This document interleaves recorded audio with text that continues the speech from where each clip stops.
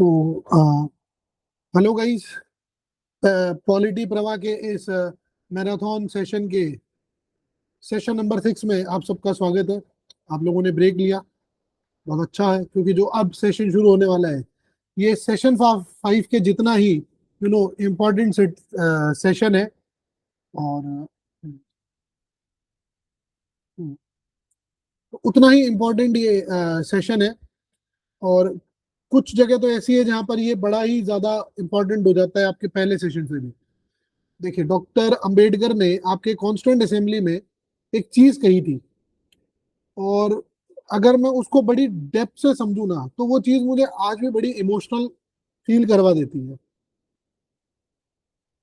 उन्होंने ये कहा था कि if I was asked to name any particular article in this constitution is the most important an article without which this constitution would be a nullity. I could not refer to any other article except this one. It is the very soul of the constitution and the very heart of it.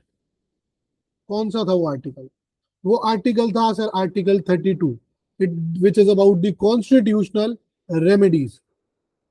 वो article जो ये कहता है कि अगर कोई भी व्यक्ति, कोई भी आदमी आपका फंडामेंटल राइट वायलेट करता है तो आप सीधा सुप्रीम कोर्ट का दरवाजा खटखटाओ, सीधा। कोई इंटरमीडिएट स्टेप नहीं, कोई परमिशन नहीं, कोई कुछ नहीं। तो आज हम यही समझेंगे और इसके साथ हम कवर करेंगे right against exploitation, right to religion, cultural and educational rights. उसके बाद में एक वो चीज जो दुनिया ने, इंडिया ने दुनिया को दी, that is PIL, public interest litigation, जो एक आपकी रिवॉल्यूशनरी जुडिशियल इनोवेशन थी। तो चलो शुरू करते हैं हम विथ राइट अगेंस्ट एक्सप्लॉइटेशन से।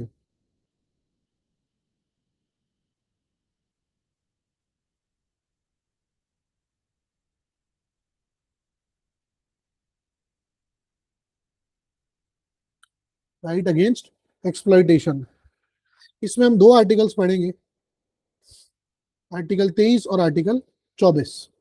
देखो, 1947 में जब इंडिया आजाद हुआ तो आजादी का मतलब उन लोगों के लिए क्या था जो बॉन्डेड लेबर थे। उन बच्चों के लिए क्या था उस आजादी का मतलब जो उस समय भी फैक्ट्रीज में काम कर रहे थे। उन महिलाओं के लिए उस आजादी का क्या मतलब था जो ट्रैफिकिंग का शिकार थी। भाई, कागज पर तो आपकी आजादी आई, लेकिन जमीन पर तो आपके एक्सप्लॉइटेशन जारी था। तो आर्टिकल 23 और 24 ने ये कहा कि अब ये चीजें और नहीं चलेगी। और ये दो आर्टिकल्स कुछ अलग हैं बाकी आपके फंडामेंटल राइट से, क्योंकि ये सिर्फ स्टेट के अगेंस्ट नहीं है, ये प्राइवेट इंडिविजुअल्स के अगेंस्ट भी एनफोर्सिएबल है, जस्ट लाइक आर्टिकल 17। अंडरस्टूड? तो आर्टिकल 23 से बात करते हैं। आर्टिकल 23 कहता है कि ट्रैफिक इन ह्यूमन बींग्स, बेगार और any other similar forms of the forced labor were prohibited, and it is an offense by law which is punishable. तो ये prohibition of traffic in human beings and forced labour की बात करते हैं। देखो, तीन चीजें जो है यहां बड़ी स्पेसिफिकली मेंशन्ड है। पहली तो है ट्रैफिक इन ह्यूमन बींग्स। ये ट्रैफिक मतलब वो ट्रैफिक नहीं है जो सड़क पे मिलता है, ये है बाइंग और selling of persons, and specifically आपके वुमेन्स और चिल्ड्रंस को। For what reasons? For sexual exploitation, for slavery, है ना, या और भी कोई अगर मान लीजिए आपका पर्पज हो तो उसके लिए। दूसरी जो इन्होंने चीज मेंशन करी, दैट इज बेगार। ये एक specific type of historical practice थी जिसमें जो जमींदार होते थे, जो फ्यूडल लॉर्ड्स होते थे आपके, या फिर बाद में फिर जैसे गवर्नमेंट आ गई थी, भाई राजा महाराजाओं ने गवर्नमेंट बना दी थी आपके, तो वो लोगों से क्या करते थे ना कि बिना पेमेंट के काम करवाते थे। भाई वो ये कहते थे कि यार इस बार मान लीजिए कोई किसान है, उसके पास फसल उतनी हुई नहीं, अनाज उतना हुआ नहीं, उसने कहा यार मैं टैक्स नहीं भर सकता। तो फिर उसको राजा क्या कहता था, चल एक काम कर, तू पेंटिंग में अच्छा है ना, तो एक काम कर, कल से आ जा और मेरी पूरी हवेली पहुंच जा, पैसा नहीं दूंगा, पैसा नहीं। तो इस चीज के भरोसे कभी बुला लिया कि आके गार्डनिंग कर जाओ, है ना। और तीसरी बात जो लिखी है, इसी तरह की कोई भी similar form of forced labour. अब ये वाला जो फ्रेज है ना, any other form of forced labour, ये बहुत वाइडर और बहुत ब्रॉड है अपने आप में। और इसको उन्होंने चला के और बड़ा डेलिबरेटली जो है इसको वाइडर उन्होंने रखा है।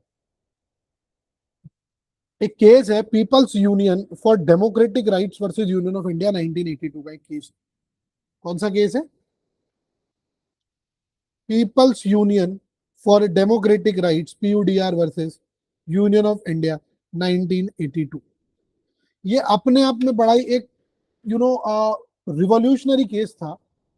दिल्ली एशियन गेम्स के कंस्ट्रक्शन के टाइम पे क्या हुआ भाई, जब दिल्ली के अंदर एशियन गेम्स हुए थे, तो उस कंस्ट्रक्शन में क्या था कि अगर आपको और क्लियरली इस चीज को मैं किसी एग्जांपल से समझाऊं तो आप इमेजिन कर सकते हो कि एक अब बड़ा ही प्रचलित हमारे एक फैक्ट है इंडियन हिस्ट्री का, कि जिसके अंदर आपके इंदिरा गांधी जी की जो गाड़ी थी उसको टो कर लिया गया था दिल्ली एशियन गेम्स के टाइम पे।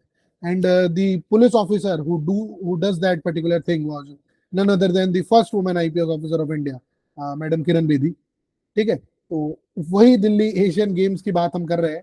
तो उस समय पे जो कंस्ट्रक्शन हो रहा था उसके लिए, कि भाई जो जो गेम्स के लिए जरूरी थी चीजें, तो वर्कर से क्या था ना कि मिनिमम वेजेस से भी कम उन्होंने पे किया था उसके लिए।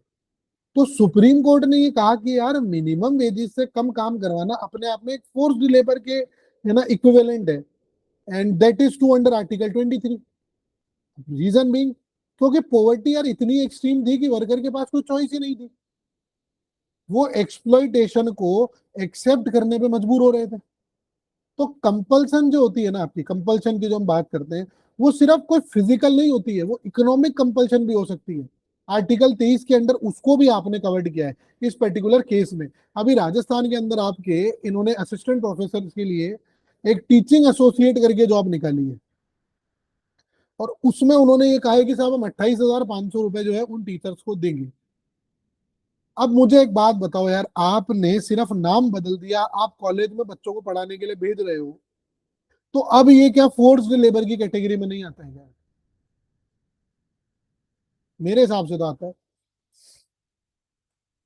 तो ये जजमेंट जो है बड़ा रिवॉल्यूशनरी था इस सेंस में, क्योंकि इसका ये मतलब था कि एम्प्लॉयर की ना एक ड्यूटी है, और वो ड्यूटी है मिनिमम वेजेस को देना। और अगर वो ये चीज नहीं कर पा रहा है तो इसका मतलब सीधा सा ये है कि वो आपके फंडामेंटल राइट्स को वायलेट करता है। एक और सिमिलर केस था which is regarding the state of Gujarat versus honourable high court of Gujarat 1998 का ये केस है। एग्जीक्यूटिव वर्सेस सॉरी लेजि हाँ एग्जीक्यूटिव वर्सेस जुडिशरी, स्टेट बनाम न्यायालय। अब इस केस में एक सवाल उठा,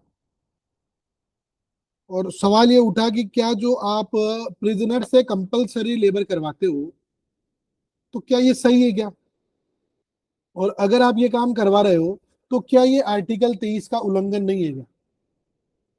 तो सुप्रीम कोर्ट ने बड़ा क्लियरली ये कहा कि नहीं, ये आर्टिकल 23 को वायलेट नहीं करता है। एंड रीजन बीइंग कि ये जो पर्टिकुलर चीज है ये आर्टिकल 23(2) के अंदर फॉल करती है। किसमें फॉल करती है? आर्टिकल 23 सब क्लॉज 2 के अंदर फॉल करती है, जो ये अलाउ करता है स्टेट को कि to impose the compulsory service for public purposes as long as there is no discrimination on grounds of religion, race, caste और क्लास। मतलब ऐसा नहीं होना चाहिए कि भाई एक व्यक्ति है जो हिंदू है और एक व्यक्ति है जो सिख है, आप कह दो सिख व्यक्ति को कि तू काम कर और हिंदू को आप कह दो कि तू काम मत कर, ये गलत है। प्रिजनर की बात कर रहा हूं ना, तो वो डिस्क्रिमिनेशन हो जाएगा। अदरवाइज आप उन दोनों से अगर काम करवाते हो तो कोई समस्या नहीं है। ठीक है, अब आ जाओ बंधुआ Mukti Morcha versus Union of India. ये बॉन्डेड लेबर सिस्टम के अगेंस्ट लैंडमार्क केस है।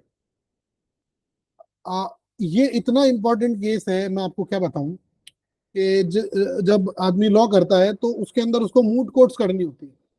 पहली मूट कोर्ट जो होती है, उस मूट कोर्ट का जो केस होता है वो बंधुआ मुक्ति मोर्चा का केस होता है। सोचो ये कितना इंपॉर्टेंट केस है कि जब किसी व्यक्ति को वकील बनने के लिए, लॉयर बनने के लिए या जज बनने के लिए जब वो पढ़ाई करने जाता है, तो वो जो पहला केस प्रैक्टिस करता है by being playing the role of a जज और लॉयर, तो वो इस केस से अपनी जो है उस जर्नी को स्टार्ट करता है। इतना इंपॉर्टेंट केस है ये चीज मैंने अभी वापस मतलब जब भी ये चीज मैं पढ़ता हूँ तो मेरे दिमाग में फिर से वही मेमोरीज जो है वो फ्लो करती है, स्मूथ कोड वाली, कि it was the first case. तो बंधुआ Mukti Morcha versus Union of India का ये 1984 का केस है। ये बॉन्डेड लेबर सिस्टम के अगेंस्ट एक बड़ा ही लैंडमार्क जजमेंट था। सुप्रीम कोर्ट ये कहता है कि बॉन्डेड लेबर जो है वो आर्टिकल 23 का वायलेशन तो है ही है, बट उसके साथ वो आर्टिकल 21 को भी वायलेट करती है, क्योंकि अगर आप बॉन्डेज में हो तो फिर आपकी जो लाइफ है वो डिग्निफाइड हो ही नहीं सकती। तो सुप्रीम कोर्ट ने कॉम्प्रिहेंसिव रिहैबिलिटेशन के इस समय पे गाइडलाइंस दिए थे, और उसके बाद में आपकी गवर्नमेंट जो थी इम्प्लीमेंटेशन के लिए, एक आपका है bonded labour system abolition act, और उसके साथ में आया इमोरल ट्रैफिक प्रिवेंशन एक्ट। और इन दोनों ही एक्ट्स ने जो आर्टिकल 23 का इम्प्लीमेंटेशन था उसके लिए फिर इन्होंने काम करना चालू किया। ठीक है, अब अगर मैं बात करूं एनसीआरबी के डेटा की 2025 की, तो अप्रोक्सीमेटली आपके आज भी 6500 प्लस केसेस तो ट्रैफिकिंग के आते हैं। और ये तब है जब सर सारे केसेस तो रिपोर्ट ही नहीं होते हैं, ये और ध्यान रखिएगा। एनसीआरबी का डेटा ये बताता है कि वेस्ट बंगाल, एनसीआरबी का डेटा क्या बताता है कि वेस्ट बंगाल, राजस्थान और महाराष्ट्र ये सबसे ज्यादा आपके सोर्स्ड स्टेट्स हैं इस पर्टिकुलर आपके बॉन्डेड लेबर ट्रैफिकिंग के लिए। कौन कौन है सर? तो ये आपके क्या बता रहा है, एक आपका बंगाल, एक राजस्थान और एक महाराष्ट्र।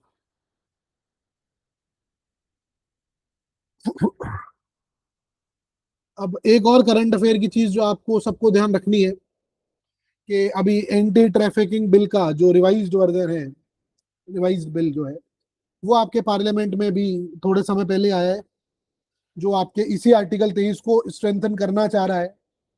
और एक आपके जो ये ट्रैफिकिंग के सर्वाइवर्स होते हैं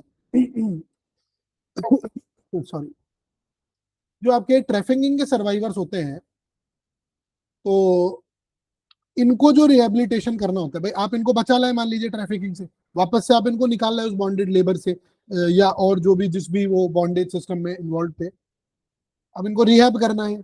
तो अब उनका जो रिहेबिलिटेशन पॉलिसी है वो कोई बहुत ज्यादा अच्छी है नहीं, और ना ही कोई बहुत आपके पास कोई सिग्निफिकेंट वो पॉलिसी है। तो एक सुओ मोटो आपके जो है कॉग्निजेंस आपके सुप्रीम कोर्ट ने लिया है, और सुप्रीम कोर्ट उसके ऊपर सुनवाई कर रही है। ठीक है, तो अब इसमें आप क्या ध्यान रखोगे, article 23 sub clause 2, compulsory service impose. अब पब्लिक पर्पस के लिए अगर आप चाहो तो मिलिट्री सर्विस करा लो, सोशल सर्विस करा लो। तो वो जो हम बात करते हैं ना मिलिट्री वाली की, 2 साल मिलिट्री कंपलसरी कर दो सबके लिए, वो यहां से निकल के आएगा। तो अब चाहे आप एनसीसी पार्टिसिपेशन कर लो या चाहे आप सिविक ड्यूटीज निभा लो, ठीक है, तो ये सब इसी एक्सेप्शन के अंडर आपकी चीजें आती है। ठीक है, अब आते हैं आर्टिकल 24 पे। ये क्या करता है सर? ये करता है prohibition of employment of children in factories.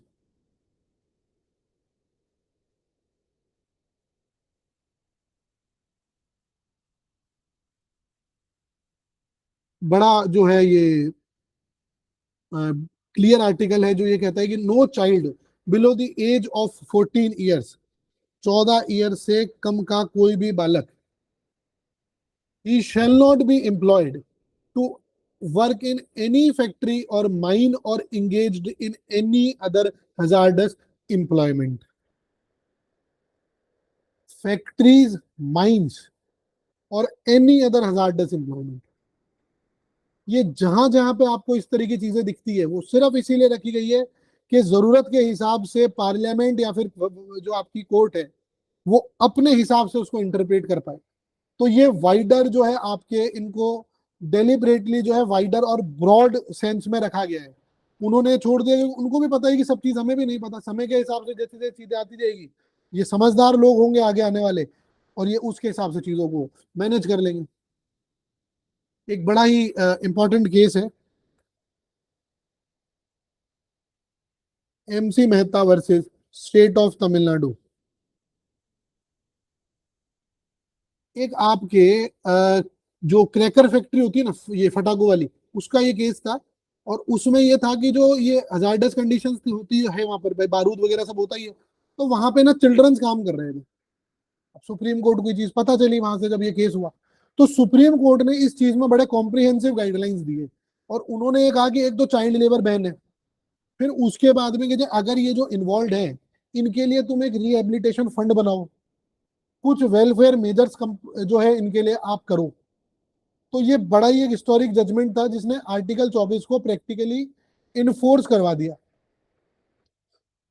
एक आपके child labour prohibition and regulation act है 1986 का, और इसको ही जो है आपके 2016 में अमेंड किया गया, जिसमें इन्होंने क्या किया कि जो एज लिमिट है उसको एक्सटेंड कर दिया। कैसे? देखो, अब उसमें यह कहा गया है कि 14 साल तक किसी भी ऑक्यूपेशन में आप काम नहीं कर सकते। पहले आपने कहा था कि हजार्डस इंडस्ट्रीज की हम बात कर रहे हैं, फैक्ट्रीज की बात कर रहे हैं या फिर माइंस की बात कर रहे हैं। अब उन्होंने कहा कि it doesn't matter whether hazardous और नॉन हजार्डस, 14 साल से अगर नीचे कोई बच्चा है तो वो किसी इंडस्ट्री में काम नहीं कर सकता। और उसके बाद उन्होंने कहा कि जो 14 से 18 साल के बीच के बच्चे हैं वो हजार्डस इंडस्ट्रीज में काम नहीं कर सकते, नॉन हजार्डस में चाहे तो काम कर लो। अब यहां पर एक बड़ी आप जो है कॉन्स्टिट्यूशनल जो है टेंशन को समझो, एक डिलेमा को समझो।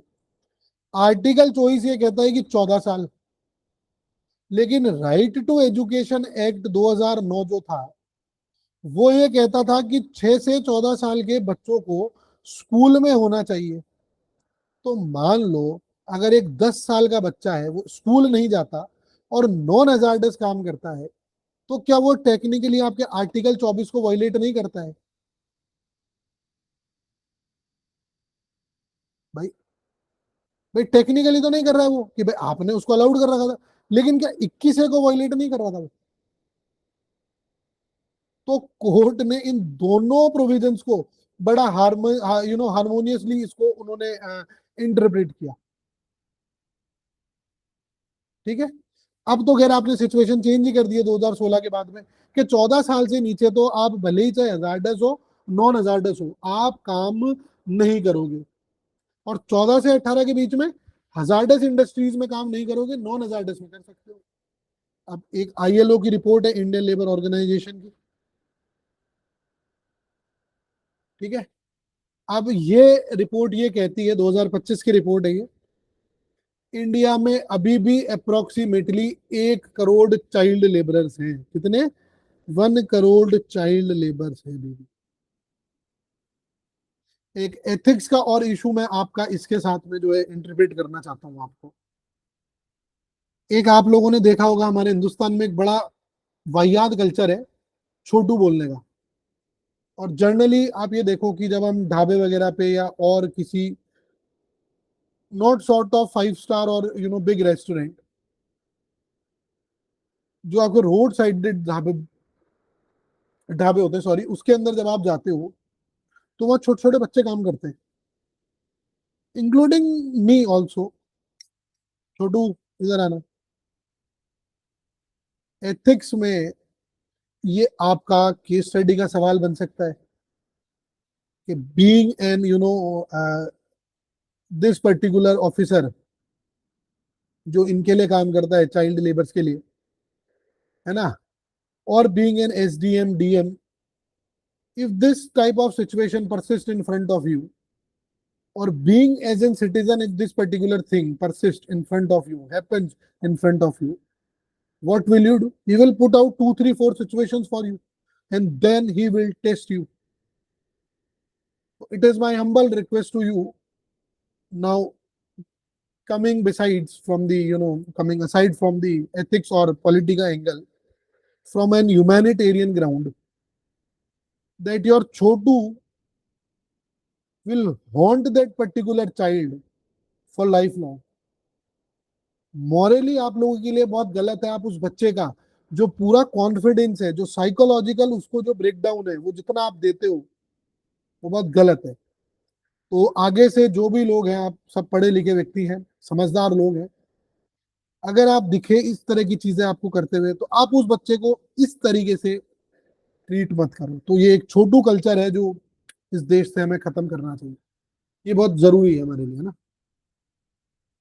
चलिए अब हम चलते हैं right to freedom of religion पे, आर्टिकल 25 से 28 पे।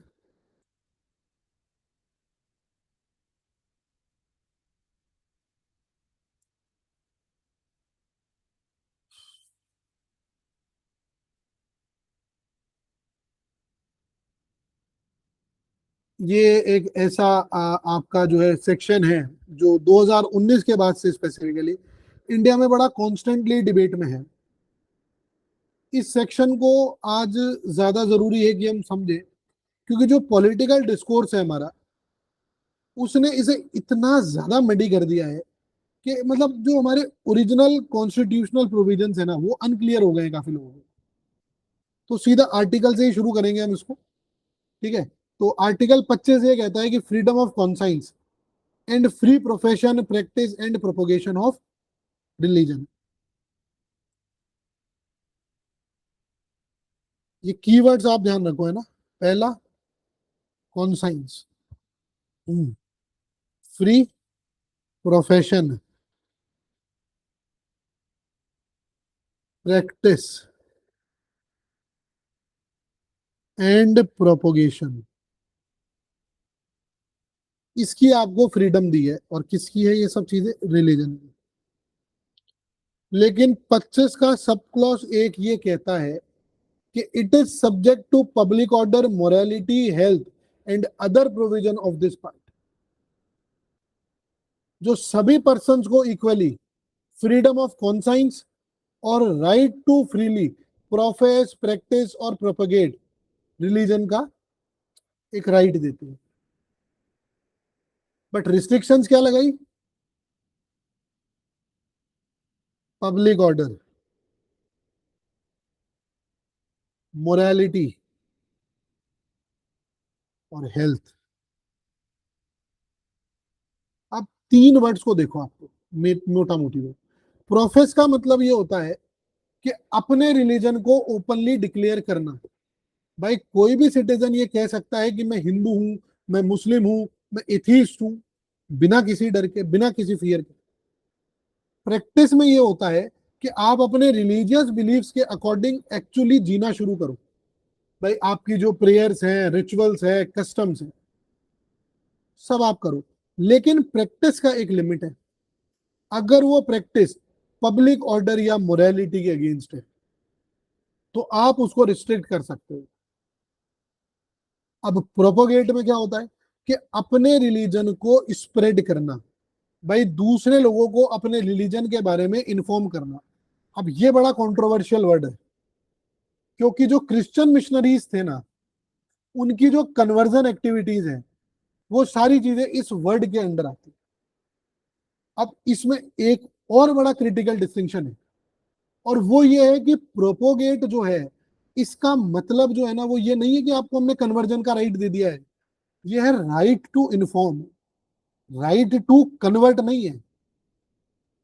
एक Stanislaus versus state of Madhya Pradesh का एक केस था, जिसमें सुप्रीम कोर्ट ने डायरेक्टली ये डिसाइड किया कि यार क्या आर्टिकल 25 में आपका राइट टू कन्वर्ट इंक्लूड है कि नहीं। और कोर्ट ने बड़ा स्पेसिफिकली कहा कि नहीं है। आर्टिकल 25 में आपको ये राइट है कि आप अपने रिलीजन के बारे में प्रोपोगेट कर सको, लेकिन आप फोर्सिबली या फ्रॉडेंटली, फ्रॉड तरीके से आप दूसरों को कन्वर्ट करने का आपको राइट नहीं मिल सकता। एमपी और उड़ीसा के जो एंटी कन्वर्जन लॉस थे, उनको सुप्रीम कोर्ट ने कहा कि यार ये कॉन्स्टिट्यूशनली बड़े वैलिड है। अब 25 दो में और बड़े इंपॉर्टेंट आपके जो है एक्सेप्शन आ जाते हैं। भाई वन के तो हमने देख ही लिए, अब टू के देखो। ये कहता है कि आपका जो स्टेट है वो अगर चाहे तो सेक्युलर एक्टिविटीज को रेगुलेट कर सकती है, उन एक्टिविटीज को जो आपके रिलीजन के साथ एसोसिएटेड हो। भाई जो स्टेट है वो जो हिंदू रिलीजियस इंस्टीट्यूशंस हैं उनके लिए सब हिंदू सेक्शंस को ओपन करने के लिए लॉ बना सकती है, भाई इंक्लूडिंग दलित्स। रीजन बीइंग के सोशल रिफॉर्म के लिए आप रिलीजियस प्रैक्टिसेस को रेगुलेट कर सकते हो। अब एक केस देखो, ट्रिपल तलाक जो केस हुआ आपका, Shayara Bano versus Union of India. 5 जज की बेंच में 3-2 की मेजोरिटी ने यह कहा कि जो इंस्टेंटेनियस ट्रिपल तलाक है, तलाक ए बिद्दत, ये तलाक ए बिद्दत आपका अनकॉन्स्टिट्यूशनल है और ये आर्टिकल 24 और 21 को वॉयलेट करता है और ये आर्टिकल 25 की एम्बिट से बाहर है। ये बड़ा इंटरेस्टिंग सवाल था। मेजॉरिटी ने ये बोला, सॉरी, मेजॉरिटी ये कहती है आपकी कि यार ये असेंशियल रिलीजियस प्रैक्टिस नहीं है, तो इसीलिए आर्टिकल 25 में आपको प्रोटेक्शन नहीं मिल सकती। और Muslim women protection of rights on marriage act 2019 ने इसको क्या कर दिया, क्रिमिनल बना दिया। मतलब अब तलाक तलाक तलाक बोले जेल। अब ये असेंशियल रिलीजियस डॉक्ट्रिन क्या है ये देखो आप, ठीक है। अब लिखने लिखने का कुछ नहीं है, समझने की चीजें हैं, ठीक है। असेंशियल रिलीजियस प्रैक्टिस डॉक्ट्रिन क्या कहती है, ये अब सुप्रीम कोर्ट का ही एक बड़ा इंपॉर्टेंट टेस्ट है। जैसे हमने पहले टेस्ट पढ़े थे वैसे ये भी एक टेस्ट है। आर्टिकल 25 में आपका ये है कि ये सिर्फ उन प्रैक्टिसेस को ही प्रोटेक्ट करता है जो किसी भी रिलीजन के लिए असेंशियल हो, कोई पेरिफेरियल प्रैक्टिस के लिए ये इंक्लूड नहीं है। तो अब इसमें ये सवाल आता है कि भाई ये कौन है जो ये डिसाइड करेगा कि ये आपके असेंशियल जो है प्रैक्टिस है। कोर्ट कहता है ये खुद मैं करूंगा, ये मेरा काम है। अब ये अपने आप में एक बड़ी कंट्रोवर्शियल पोजीशन है। भाई अभी आपके तुषार मेहता जो अटॉर्नी जनरल है उन्होंने एक बहुत अच्छी बात कही और उन्होंने कहा कि बीइंग अ जज ऑफ अ सेक्युलर कोर्ट, आप लोग लॉ के ज्ञाता हैं, आप रिलीजन के ज्ञाता नहीं है। आपको लॉ में समझ ज्यादा हो सकती है बट आपको रिलीजियस चीजों के बारे में ज्ञान नहीं है। आप लॉ के स्कॉलर्स हो सकते हैं बट आप रिलीजियस स्कॉलर नहीं हो सकते हैं। और इस वजह से आप डिटरमाइन नहीं कर सकते हो कि यार कौन सी प्रैक्टिस असेंशियल है और कौन सी नहीं है। जो सबरीमाला का केस हुआ था, Indian young lawyers association versus state of Kerala, तो 5 जजेस की जो बेंच बैठी थी उसमें 4-1 की मेजोरिटी ने यह कहा कि 10 साल से लेके जो 50 साल की महिलाएं हैं, 10 से 50 साल की जो महिलाएं हैं, मेंस्ट्रुएटिंग वाली जो वुमेन्स हैं, उनको सबरीमला टेम्पल में एंट्री डिनाई करना, ये आर्टिकल 25 और 14 दोनों का वायलेशन है। बट जस्टिस इंदु मल्होत्रा, उन्होंने डिसेंट जजमेंट दिया अपना और उन्होंने ये कहा कि देखो कोर्ट को जो है वो रिलीजियस मैटर्स में इंटरवीन नहीं करना चाहिए जब तक के कॉन्स्टिट्यूशनल मोरालिटी आपकी क्लियरली वायलेट ना हो। अभी ये केस आपका पेंडिंग है और 9 जज बेंच के पास ये री रेफर्ड है और वहीं पर अभी आपके तुषार मेहता जी ने ये बात कही है जो मैडम आपके इंदु जो है मल्होत्रा जी ने कही, ठीक है। अब इसी के साथ आप ये ध्यान रखोगे कि ये इंपॉर्टेंट क्यों हो जाता है, क्योंकि बड़ी सारी चीजें हैं जो आपके अभी करंट के इश्यूज में चली, जैसे मॉस्क और टेम्पल वाला जो डिस्प्यूट हमें देखने को मिला जिसमें ज्ञान वापी है, आपकी जो शाही ईदगाह मथुरा वाला मामला है। तो इन केसेस के अंदर आपके क्या है, जो प्लेसेस ऑफ वर्शिप का स्पेशल प्रोविजन एक्ट है 1991, उसकी कॉन्स्टिट्यूशनल वैलिडिटी को आपने चैलेंज किया है और सुप्रीम कोर्ट ने आपके एक बड़ी क्रिटिकल ऑब्जर्वेशन उसमें दी है कि 1991 जो एक्ट है वो पार्लियामेंट की सेक्युलर कमिटमेंट का एक एक्सप्रेशन है। अभी इस पे जो है हियरिंग कंटिन्यू है, और इसके बारे में इसलिए अभी हम ज्यादा बात कर नहीं सकते, बट आप प्लेसेस ऑफ वर्शिप एक्ट जो है एक बार अपने हिसाब से थोड़ा देख के जाएं। अदरवाइज मैं तो आपको किसी ना किसी लेक्चर में, जब मैं लॉज और सुप्रीम कोर्ट केसेस और इन सब की एक अलग से क्लास लूंगा, तो उसमें बताऊंगा, but I can not promise कि आपकी प्रीलिम से पहले मैं डिलीवर कर पाऊंगा या नहीं, as being the new channel, but definitely will do one day, do all these things one day. तो अब एक और चीज है, वक्फ अमेंडमेंट एक्ट अभी 2025 में आप क्या है, वक्फ अमेंडमेंट एक्ट आपका, ठीक है। तो ये सब आर्टिकल 25 के इम्प्लीकेशन है, तो इसको आप ध्यान रखो। अब एक इसके अंदर जो इंपॉर्टेंट पॉइंट आपको ध्यान रखना है एग्जाम के हिसाब से, जहां आपको एग्जामिनर फंसाएगा, कि आर्टिकल 25 में आपके ऑल पर्सन का यूज है, ऑल सिटीजन नहीं लिखा है वहां पे। तो इसका मतलब जो आपके नॉन सिटीजन है वो भी रिलीजियस फ्रीडम एंजॉय करते हैं इंडिया में, लेकिन प्रोपोगेशन के राइट के कॉन्टेक्स्ट में फॉरेन मिशनरीज पर आपके रिस्ट्रिक्शंस अप्लाई हो सकती है, उसमें कोई समस्या ही नहीं है। अब आ जाओ आर्टिकल 26 पे। तो आर्टिकल 26 ये कहता है, it is about freedom to manage the religious affairs.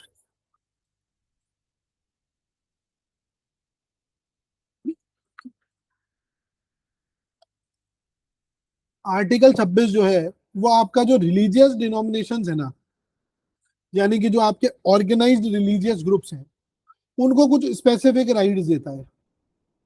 Her religious जो डिनोमिनेशन या सेक्शन है, उसको ये राइट है कि वो अपने मतलब रिलीजियस अफेयर्स के जो है उनको मैनेज कर सके। अ, उसके अलावा वो इंस्टीट्यूशंस स्टैब्लिश कर सके अपनी रिलीजियस और चैरिटेबल पर्पजेस के लिए, उनको मेंटेन भी कर सकता है।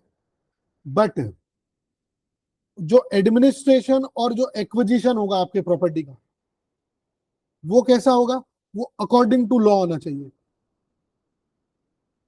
एक बड़ा ही पुराना केस था, श्रीर मठ केस था आपके, ये सुप्रीम कोर्ट का बड़ा पुराना केस है 1950s का। इसमें आपके सुप्रीम कोर्ट ने दो इंपॉर्टेंट डिस्टिंक्शन दी थी, दो डिस्टिंक्शन दी थी आपके सुप्रीम कोर्ट ने।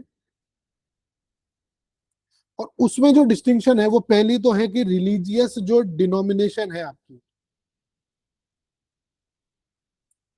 रिलीजियस डिनोमिनेशन है, उसकी उन्होंने डेफिनेशन दी है। अब डेफिनेशन क्या कहती है, वो कहता है कि सेम रिलीजियस फेथ होना चाहिए उन लोगों का, कॉमन ऑर्गेनाइजेशन होनी चाहिए, और डिस्टिंक्टिव नेम होना चाहिए। दूसरा उन्होंने ये कहा कि जो आपके रिलीजियस मैटर्स हैं और जो सेक्युलर एक्टिविटीज हैं, उन दोनों में डिस्टिंक्शन है। स्टेट जो है वो सेक्युलर एक्टिविटीज को रेगुलेट कर सकती है, बट और उसके अलावा जो आपके रिलीजियस मैटर्स हैं उसके अंदर वो दखलंदाजी नहीं करेगी। तो इन्होंने डिस्टिंक्शन किसके बीच में दे दी, आपके religious matters versus secular activities. अब ये जो आपकी सेक्युलर वर्सेस रिलीजियस वाली जो ये डिस्टिंक्शन है ना, ये बड़ी इंपॉर्टेंट है। भाई एक बात बताओ मुझे, अगर एक टेम्पल है और उसमें कोई पूजा करने का तरीका है, तो क्या वो रिलीजियस मैटर है? खाली घुमा रहे हो आप ऐसे, स्टेट आपको बोलेगी ऐसे क्यों घुमाते हो, ऐसे घुमाओ, तो अब ये अलाउड थोड़ी होगा, यहाँ स्टेट इंटरफेयर नहीं कर सकती। लेकिन टेम्पल मैनेजमेंट हो गया, प्रॉपर्टी की हैंडलिंग हो गई, उसके अलावा आपके और कोई काम ऐसा हो गया जो मैनेजमेंट से रिलेटेड है, तो क्या वो सेक्युलर एक्टिविटीज है? तो अगर क्या स्टेट चाहे तो उसको रेगुलेट कर सकती है। और इसीलिए आपके हिंदू रिलीजियस एंडाउमेंट एक्ट आ रखा है, जो स्टेट गवर्नमेंट्स ने बनाए हैं और उनको आपने कॉन्स्टिट्यूशनल बोला है। ये टेम्पल आपके देवस्थान बोर्ड में आता है, जैसे राजस्थान में उसका डिपार्टमेंट का नाम है देवस्थान, ये टेम्पल के आगे लिखा होता है कि देवस्थान के अंडर आता है। तो मतलब उसका जो भी मैनेजमेंट है वो देवस्थान बोर्ड करेगा, उसकी ऑडिटिंग होगी हर साल, जो भी चढ़ा हुआ है सब कुछ आया उन सब चीजों, ठीक है।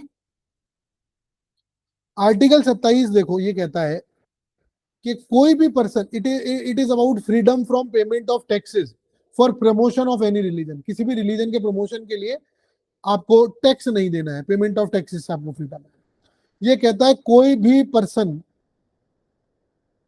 को आप फोर्स्ड नहीं कर सकते ऐसा कोई टैक्स पे करने के लिए जिसकी जो प्रोसीड्स है वो स्पेसिफिकली किसी पर्टिकुलर रिलीजन या रिलीजियस डिनोमिनेशन के प्रमोशन में या उसके मेंटेनेंस के लिए यूज हो। ये स्टेट न्यूट्रलिटी का जो है ना एक फिजिकल एक्सप्रेशन है। और ये जो एक्सप्रेशन है फिजिकल एक्सप्रेशन, ये आपके इंडियन सेक्युलरिज्म का एक बड़ा कोर एलिमेंट है। भाई गवर्नमेंट स्पेसिफिक रिलीजन को टैक्स रेवेन्यू से फंड नहीं कर सकती। एंड दैट इज वाई जब गवर्नमेंट ने आपके राम मंदिर ट्रस्ट बनाई थी तो गवर्नमेंट ने जो उसमें फंड दिया था वो सिर्फ 1 रुपए का दिया था। बाकी जितना पैसा राम मंदिर बनाने में खर्च हुआ है वो सब उस ट्रस्ट ने लोगों से चंदा लिया है, डोनेशन लिया है।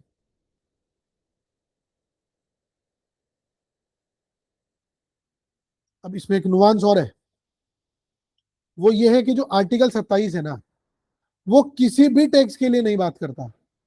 ये सिर्फ वो टैक्स के लिए बात करता है जिसका स्पेसिफिकली किसी रिलीजन के प्रमोशन के लिए यूज हो। जो जर्नल वेलफेयर स्कीम चलती है ना आपकी, अब वो इंसिडेंटली मान लो रिलीजियस इंस्टीट्यूशन को बेनिफिट करे, इंसिडेंटली, तो वो चीज अलाउड है। भाई जैसे मान लो गवर्नमेंट एक रोड बनाती है, अब ये रोड एक मंदिर तक जा रही है। क्या कर रही है? गवर्नमेंट रोड बना रही है जो मंदिर तक जा रही है। अब आप कहो कि यार ये मंदिर के लिए रोड जा रही है, इसको क्यों बना रहे हो? जिसको मंदिर जाना होगा वो बना लेगा रोड, या जिसको मंदिर में बुलाना होगा वो बना लेगा रोड। सरकार क्यों बनाती है? तो ये आर्टिकल 27 का वायलेशन नहीं है। समझ रहे हो बात को? अब आते हैं हमारे अगले आर्टिकल पे, दैट इज आर्टिकल 28।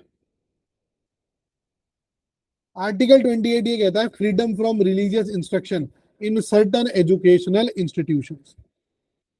आर्टिकल 28 में आपने 3 कैटेगरीज ऑफ एजुकेशनल इंस्टीट्यूशंस है, उसके अंदर जो रिलीजियस इंस्ट्रक्शंस देने हैं उसके रूल्स को आपने डिफाइन किया है। 3 कैटेगरीज ऑफ एजुकेशनल इंस्टीट्यूशंस में उन्होंने ये कहा है कि जो आप ये दोगे ना रिलीजियस इंस्ट्रक्शंस, वो किस तरीके से दोगे। तो पहली कैटेगरी तो वो है जो कंप्लीटली आपका स्टेट फंडेड इंस्टीट्यूशन है। यहां पर तो आप कोई रिलीजियस इंस्ट्रक्शन दे ही नहीं सकते किसी भी तरह की। दूसरा वो है जो इंस्टीट्यूशन है उसको आपने स्टेट ने रिकॉग्नाइज किया है, बट वो जो एस्टेब्लिशमेंट है उसकी वो किसी एंडाउमेंट से या फिर ट्रस्ट से हुई है। एस्टेब्लिश किसने किया है? आपके कोई ट्रस्ट ने किया है। यहां अगर आप चाहो तो रिलीजियस इंस्ट्रक्शंस दे सकते हो। और तीसरी कैटेगरी आती है sir state added institutions.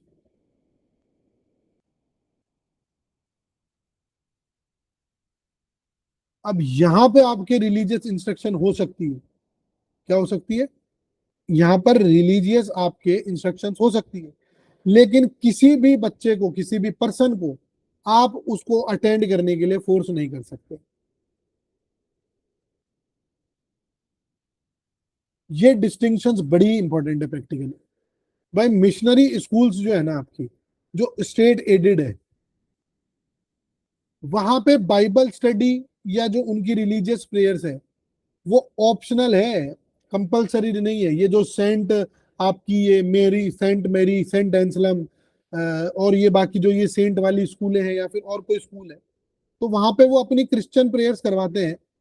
But आप उसको फोर्स नहीं कर सकते हो बच्चे को। अगर मान लीजिए कोई दूसरे रिलीजन का बच्चा है, कोई मुस्लिम है, कोई हिंदू है, कोई सिख है, कोई जैन है, अगर वो अपनी इच्छा से करना चाहता है कि भाई नहीं मुझे सीखना है, अदरवाइज नहीं कर सकते। इवन प्राइवेट स्कूल्स में भी ये आपके जो है लागू होती है बात। प्राइवेट स्कूल में भी अगर मैं बच्चे को पढ़ा रहा हूँ मेरे, और अगर वो प्राइवेट स्कूल ये कह दे कि भाई हम तो कोई स्टेट से एड नहीं लेते, कुछ नहीं करते हम तो भी वो फोर्स नहीं कर सकता है आपको किसी भी चीज के लिए, ये आप मान के चलिए। ये बड़े इंपॉर्टेंट आर्टिकल्स हैं जो अगले अब हम डिस्कस करेंगे, आर्टिकल 29 एंड 30, जो कल्चरल एंड एजुकेशनल राइट्स हैं। और I don't remember the exact year के 2021 में आया था कि 2022 में आया था आपके, बट यूपीएससी प्रीलिम्स में आपके इसका एक सवाल आया था। और जब ये पूछा गया था तो बड़ी इसके ऊपर कोर्ट डिबेट चली थी आपके कोचिंग इंडस्ट्री में और आंसर कीज में, टीचर्स के अंदर काफी जो है डिबेट चली थी कि यार ये सवाल सही है कि नहीं है। वो उन्होंने बड़ा ही इन बिटवीन द लाइन जाकर के सवाल पूछा था। और जिसने उस समय पर बड़ी इन डेप्थ स्टडी करी थी, जिसने बेयर एक्ट को पढ़ा था, जो खाली लक्ष्मीकांत पढ़ के चला गया था उस समय, उसका वो क्वेश्चन थोड़ा उसके ऊपर से ही गया था, है ना। तो आर्टिकल 29 और 30, जो दोनों आर्टिकल्स हैं कल्चरल एंड एजुकेशनल राइट्स, ये वो प्रोविजंस हैं आपके जो इंडिया की डाइवर्सिटी को कॉन्स्टिट्यूशनली प्रोटेक्ट करते हैं। ये सिर्फ टॉलरेंस की बात ही नहीं करते हैं, ये लिंग्विस्टिक और जो आपकी कल्चरल माइनॉरिटीज है ना, उनके अफर्मेटिव राइट्स की भी बात करते हैं। देखो कैसे करते हैं। आर्टिकल 29 जो है 29, sometimes I can say 19 also because मेरी हिंदी इतनी अच्छी है, तो उसको आप ये मत कीजिएगा, आप 29 ही समझिए इसको आपको। तो it is about the protection of interest of minorities, ठीक है। 19(1) जो है सब क्लॉज, वो ये कहता है कोई भी सेक्शन ऑफ सिटीजन जो अपनी डिस्टिंक्ट लैंग्वेज, स्क्रिप्ट या कल्चर रखता हो, उसको उस स्क्रिप्ट को, उस लैंग्वेज को या उस कल्चर को कंजर्व करने का पूरा राइट है।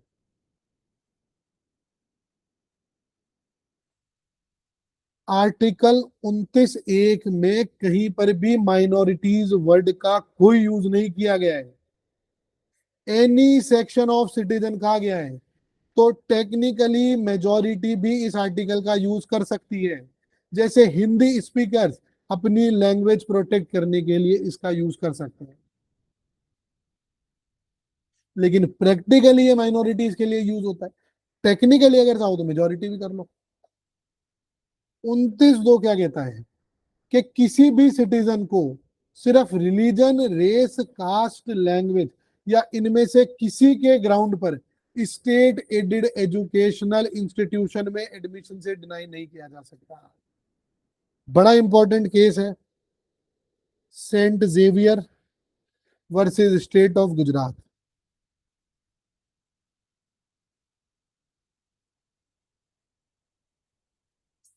29(2) और 30 के बीच का जो रिलेशनशिप है उसको क्लेरिफाई किया है आपके सुप्रीम कोर्ट ने इस केस में। उन्होंने कहा कि जो माइनॉरिटी इंस्टीट्यूशंस हैं वो अपना कैरेक्टर मेंटेन तो कर सकता है, लेकिन अगर वो स्टेट से एड लेता है तो आर्टिकल 29(2) के अंदर वो नॉन माइनॉरिटीज को फिर डिनाई नहीं कर सकता।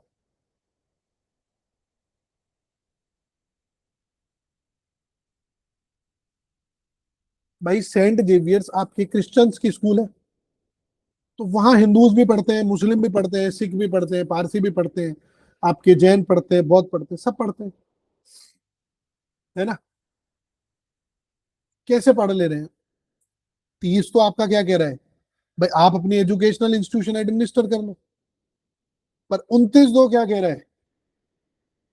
29(2) कह रहा है कि आप किसी भी सिटीजन को उसके रिलीजन, किसी रेस, कास्ट, लैंग्वेज या इनमें से कोई भी चीज के बेसिस पे आप उसको डिनाई नहीं कर सकते आपका जो है ये क्या बोलते हैं एडमिशन। बट रीजन बीइंग वो स्टेट एडेड हो, स्टेट से कुछ फंड ले रहा हो, और ऐसा कोई इंस्टीट्यूशन है ही नहीं जो नहीं लेता। अब आर्टिकल 30 देखो क्या कहता है। आर्टिकल 30 जो है, it provide you a right to the minorities to establish and administer their educational institution. Article 30 जो है वो माइनॉरिटी एजुकेशनल इंस्टीट्यूशंस का अपने आप में एक मैग्ना कार्टा है। वो ये कहता है कि सभी रिलीजियस या जो लिंग्विस्टिक माइनॉरिटीज का राइट है ना, कि वो अपनी चॉइस के एजुकेशनल इंस्टीट्यूशंस को एस्टेब्लिश करें और उसको एडमिनिस्टर करें, तो वो कर सकते हैं। और जो स्टेट है वो इन एजुकेशनल इंस्टीट्यूशंस को एड देते समय इस बेसिस पर ये डिस्क्रिमिनेशन नहीं करेगा कि यार वो माइनॉरिटी के अंडर है। तो अब क्या आप ये कह सकते हो कि आर्टिकल 30 भी एब्सोल्यूट है, इसमें कोई तरह का रिस्ट्रिक्शन नहीं है? तो ऐसा नहीं है। एक TMA pi foundation versus state of Karnataka का, ये 2002 का केस है। 11 जजेस बेंच थी, और एक और हमारे जुडिशियल हिस्ट्री का जो है बड़ा लैंडमार्क केस है। भाई 11 जज बैठे हैं यार।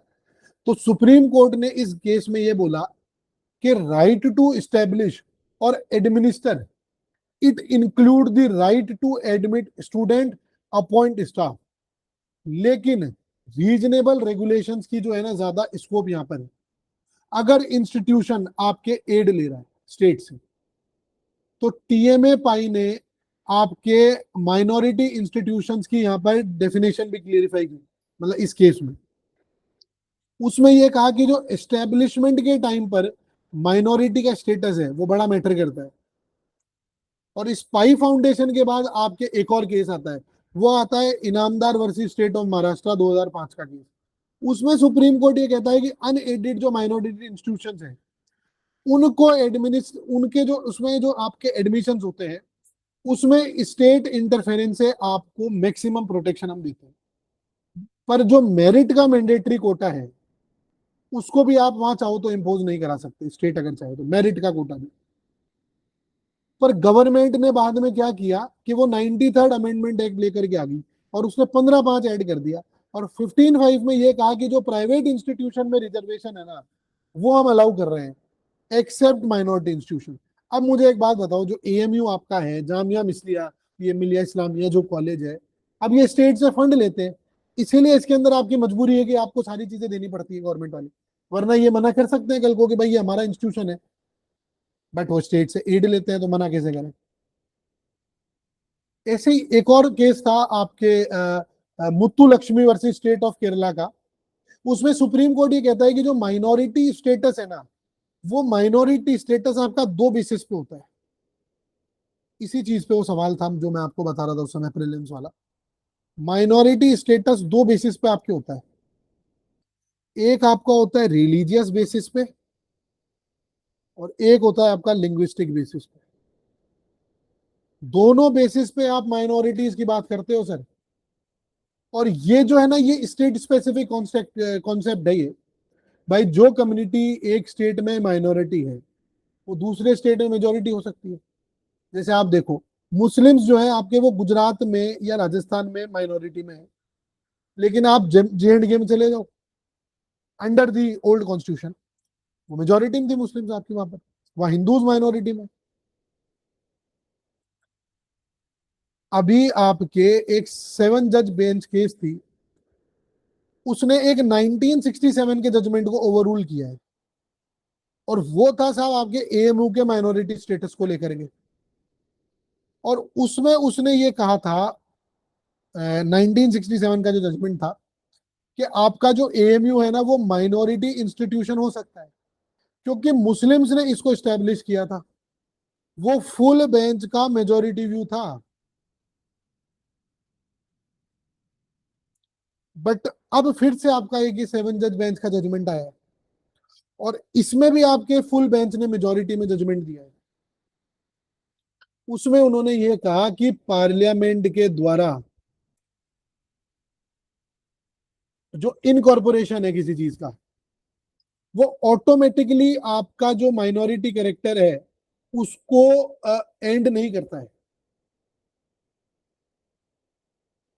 समझ रहे हो बात को?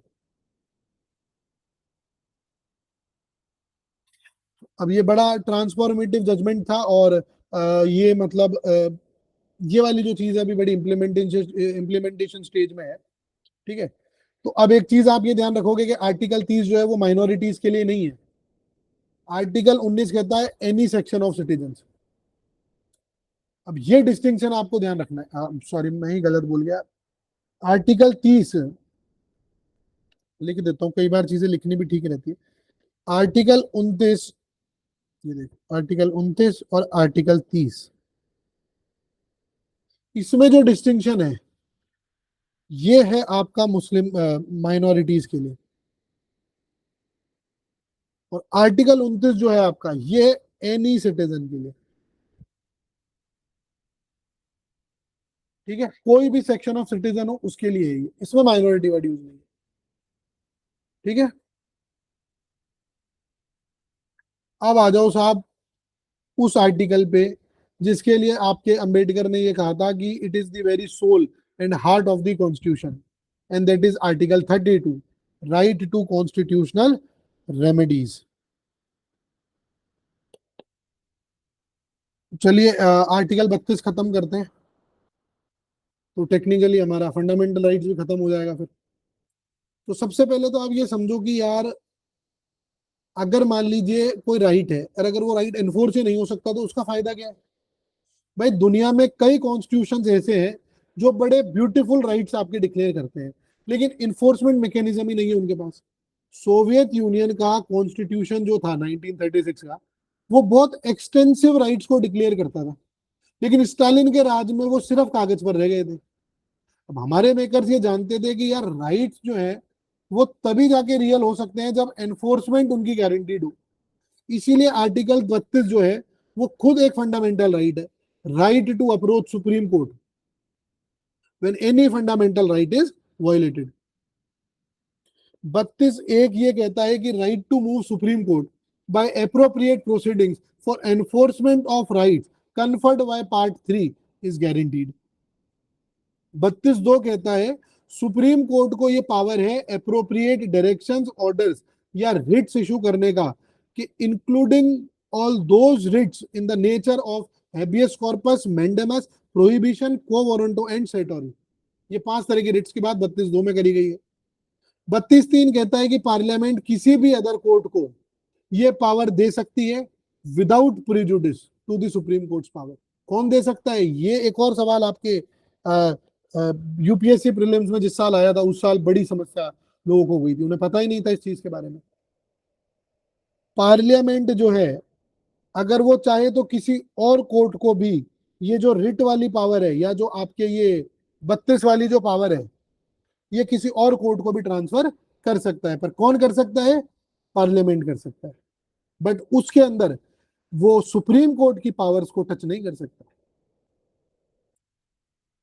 और 32(4) ये कहता है कि आर्टिकल 32 के अंडर जो गारंटीड राइट है उसको आप सस्पेंड नहीं कर सकते except as otherwise provided by the constitution.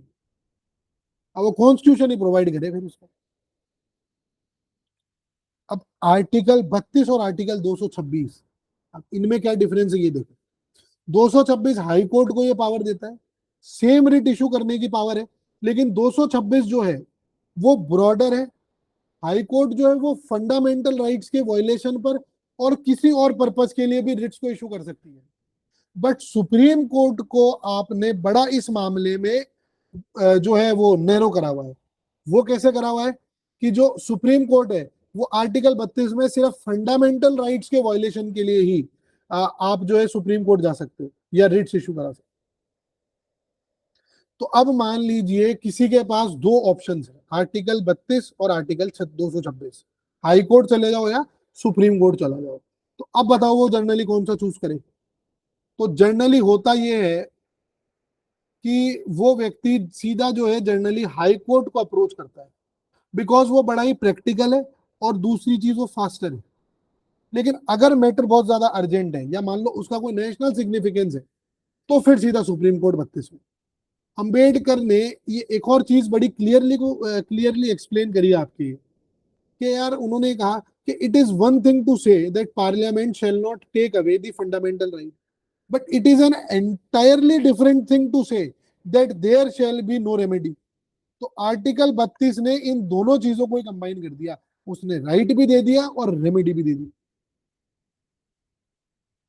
अब रेट समझना बड़ा इंपॉर्टेंट है क्योंकि यहां से आपके डायरेक्ट सवाल भी आते हैं। तो एक सिनेरियो से समझते हैं, तो सबसे पहले हेबिस कॉर्पस समझते हैं। देखो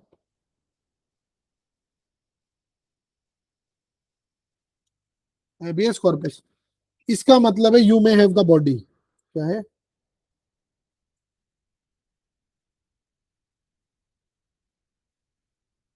you may have the body. किसी को पुलिस ने इलीगली डिटेन कर लिया है बिना किसी चार्ज के, बिना मजिस्ट्रेट के सामने पेश करे हुए।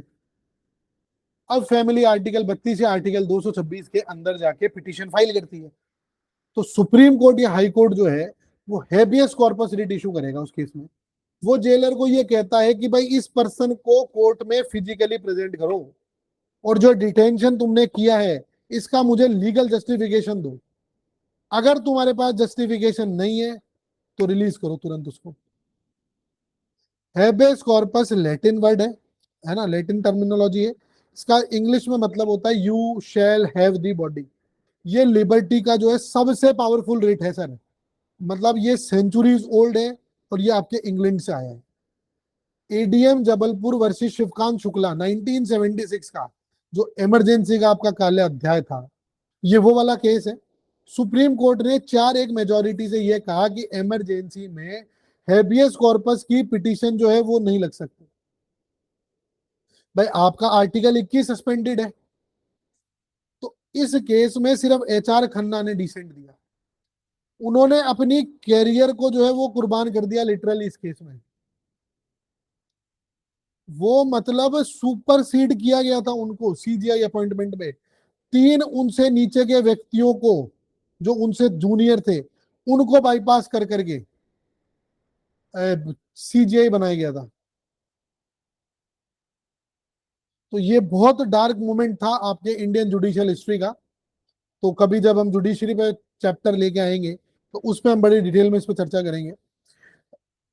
44th अमेंडमेंट एक्ट 1978 ने आपके उसके बाद में ये इंश्योर किया कि आर्टिकल 21 इमरजेंसी में भी सस्पेंड नहीं हो सकता है। तो अब अगर इमरजेंसी लग जाती है तो फिर नहीं होगा ये। ठीक है, दूसरी रिट देखो, mandamus we command. We command एक पब्लिक ऑफिसर है जो अपनी ड्यूटीज को परफॉर्म नहीं कर रहा है। भाई जैसे मान लो कोई लाइसेंसिंग अथॉरिटी है जिसको लाइसेंस इशू करना है, अब वो बिना किसी रीजन के रिफ्यूज कर दे रही है कि भाई मैं नहीं करता।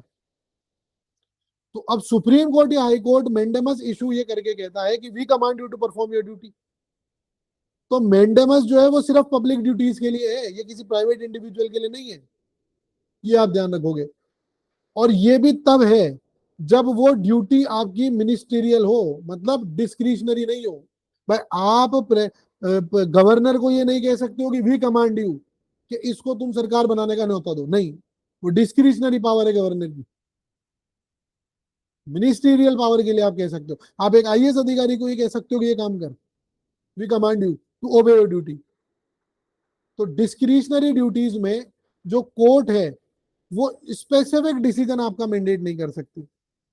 हाँ, लेकिन ये जरूर इंश्योर कर सकती है कि अथॉरिटी जो अपना डिस्क्रिशन है उसको एक्सरसाइज करे ही करे। जैसे अभी तमिलनाडु वाला केस था, अब मान लो गवर्नर साहब 2 महीने तक नहीं बुलाए किसी को भी, मैं नहीं बुलाता बोले, मेरे को तो क्लियर मेजोरिटी दो, तो वहां फिर आपके उसको वो कह सकती है कि भाई डिस्क्रिशनरी पावर है, तुम्हें बुलाना है, अब तुम पहली बुलाओ, दूसरी बुलाओ, चौथी बुलाओ, उससे मतलब नहीं है, लेकिन बुलाओगे तुम किसी को।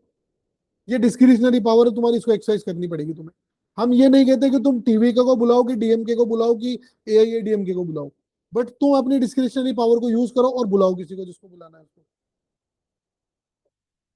तो ये सिर्फ पब्लिक के लिए, पब्लिक ड्यूटीज के लिए, मतलब गवर्नमेंट के लिए, स्टेट के लिए। तीसरी रिट आपकी आती है सेरेटोरी। सेरेटोरी इसका मतलब होता है टू बी सर्टिफाइड।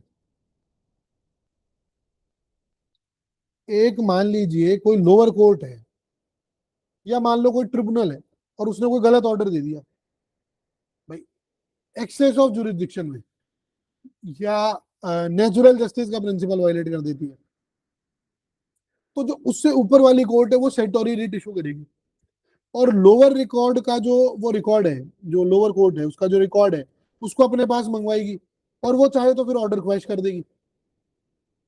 तो सेल्टोरी क्या है? ये करेक्टिव मेजर है, ये पास्ट डिसीजन को अंडू करता है, ये कंट्रोल सी वाला काम करता है आपका, समझ गए? ये एडमिनिस्ट्रेटिव अथॉरिटीज और क्वासी जुडिशियल बॉडीज के अगेंस्ट भी आप चाहो तो इशू करवा सकते हो। ठीक है। चौथी रिट है आपकी सर प्रोहिबिशन, टू फॉरबिड। भले ही हमने बहुत स्पीड में इसको कवर किया होगा, बट आई होप सो कि जो मैंने एग्जांपल्स दिए हैं अगर ये दिमाग में रह गए आपके, तो इस पर्टिकुलर चीज को समझने में आपको कोई भी दिक्कत आएगी नहीं। तो प्रोहिबिशन ये कहता है कि भाई एक मान लो कोई लोअर कोर्ट है और वो एक ऐसा मैटर सुन रहा है जिस पर उसका जुरिस्डिक्शन ही नहीं है, तो अपर कोर्ट जो उससे ऊपर वाला है वो उसको प्रोहिबिट करेगा, वो उसको प्रोहिबिशन रिट इशू करेगा, और लोअर कोर्ट को रोकेगा कि आगे की प्रोसीडिंग्स रुक जा। अब सेल्टोरी और प्रोहिबिशन में देखो डिफरेंस क्या है, ये जानना जरूरी है, क्योंकि दोनों आपकी ये चीज हो रही है। सेल्टोरी तो तब आएगा जब लोअर कोर्ट ऑलरेडी अपना कोई डिसीजन ले चुका है, मतलब डिसीजन के बाद। लेकिन प्रोहिबिशन वो तब आएगा जब प्रोसीडिंग्स अभी चली रही है, मतलब डिसीजन से पहले। तो प्रोहिबिशन क्या है? प्रिवेंटिव है, और सेल्टोरी क्यूरेटिव है, ये ध्यान रखोगे, क्योंकि सेल्टोरी और प्रोहिबिशन ये दोनों आपके जुडिशियल और क्वासाई जुडिशियल बॉडीज के अगेंस्ट भी इशू होते हैं, ये प्योरली एडमिनिस्ट्रेटिव बॉडीज के अगेंस्ट नहीं है। मेंडेमस तो दोनों के इशू दोनों के अगेंस्ट होता है, ठीक है ना, ये डिस्टिंक्शन बड़ा इंपॉर्टेंट, मतलब दोनों से मतलब प्राइवेट और पब्लिक। अब आखिरी रिट की बात करते हैं, को वारंटो। इसका मतलब है by what authority? By what authority? मैं मान लो कोई एक पर्सन है और वो एक पब्लिक ऑफिस होल्ड कर रहा है, अब उसके ऊपर मान लो उसका लीगल राइट ही नहीं है, तो फिर क्या करोगे? को वारंटो इशू कराओगे आप। By what authority do you hold this office, ये पूछेगी कोर्ट।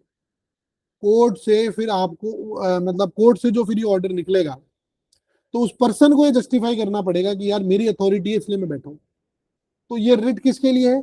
पब्लिक ऑफिस के लिए स्पेसिफिक है, प्राइवेट पोजीशंस के लिए बिल्कुल नहीं है। अगर कोई इन एलिजिबल पर्सन आपका एमपी बन गया है, या कोई एक जज है जिसका अपॉइंटमेंट इरेगुलर है, तो को वारंटो से आप चैलेंज कर सकते हो। पर किसी कंपनी का सीईओ है तो आप ये नहीं कह सकते कि इसको तुमने सीईओ क्यों बनाया है। तो एक और डिस्टिंक्शन नोट करो, वो वारंटो पिटीशन जो है आपकी, वो कोई भी इंटरेस्टेड पर्सन फाइल कर सकता है, ये बड़ा इंपॉर्टेंट है। कोई एग्रीव्ड पार्टी नहीं, कोई भी कर दे। तो इसीलिए क्या है, ये पब्लिक इंटरेस्ट में है, इसीलिए इसका जो लोकस स्टैंडाई है वो क्या है? ब्रॉडर है। अब हम एक ऐसी चीज पे आते हैं, इन पांचों चीज को खत्म करने के बाद, जो इंडिया ने दुनिया को दी, हमने किसी से ली नहीं आज तक। अभी तो हम क्या पढ़ते आ रहे थे, ये अमेरिका के फिफ्थ अमेंडमेंट से ले ली, ये सेवंथ से ले ली, ये यूएस से ले ली, ये यूके से ले ली, ये साउथ अफ्रीका से ले ली। अब वो जो इंडिया ने दूसरों को दिया है, पब्लिक इंटरेस्ट लिटिगेशन, ये एक इंडियन जुडिशियल आपकी इनोवेशन है, और किसी और कॉमन लॉ कंट्री में ये ओरिजिनल फॉर्म में नहीं थी। अब पीआईएल का जो जन्म आपका होता है, ये 1970s के एंड में justice V R Krishna Iyer और एक आपके जस्टिस पीएन भगवती साहब, इन्होंने दोनों ने मिलकर एक कॉन्सेप्ट को डेवलप किया। देखो हुआ क्या था कि इमरजेंसी के बाद इंडिया में एक जुडिशियल अवेकनिंग का फेज आया, ठीक है। और एक प्रैक्टिकल प्रॉब्लम थी कि जिनके राइट्स सबसे ज्यादा वायलेट हो रहे थे ना, वो थे आपके बॉन्डेड लेबरर्स, प्रिजनर्स, दलित, ट्राइबल्स। अब उनके पास जो है कोर्ट तक पहुंचने का रिसोर्स तक नहीं था। भाई ट्रेवल बड़ा एक्सपेंसिव था, लॉयर्स एक्सपेंसिव थे, फॉर्मल पिटीशन फाइल करना अपने आप में बड़ा कॉम्प्लिकेटेड काम है। तो सुप्रीम कोर्ट ने ट्रेडिशनल एक लोकस स्टैंडाई रूल को जो है रिलैक्स किया। भाई नॉर्मली क्या होता था कि जो सिर्फ एग्रीव्ड पार्टी है वो पिटीशन फाइल कर सकती थी, लेकिन पीआईएल में यह था कि कोई भी पब्लिक स्पिरिटेड पर्सन, कोई भी ऑर्गेनाइजेशन सुप्रीम कोर्ट या हाई कोर्ट को एक लेटर लिख के, भले ही चाहे वो एक पोस्ट कार्ड लिख दे उसको, वो पीआईएल शुरू करा सकती है। एक हुसैन आरा खातून वर्सेस स्टेट ऑफ बिहार का केस है, हुसैन आरा खातून versus state of Bihar. Just after the emergency 1979 में।